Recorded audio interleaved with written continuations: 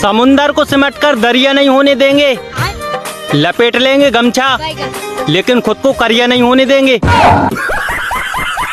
हाँ, इस गर्मी को भी रोजगार दिलवाओ कोई। फ्री फोकट में इतनी डिग्री लेकर घूम रही है। हाँ, सागर सूख के दरिया हो जाएगा। थैलम लवड़ी लगाया कर मेरे दोस्त, नहीं तो तू भी करिया हो जाएगा।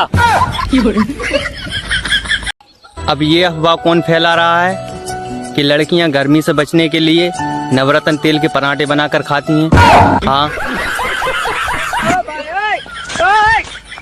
गर्मी इतनी हो रही है साहब, घर से हीरो बन के निकलते हैं और चमगादड़ बन के वापस आते हैं।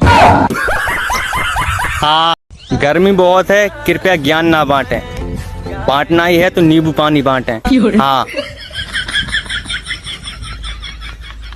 गाँव में पीपल के नीचे और शहर में मेकअप के पीछे चुड़ैल रहती हैं साहब।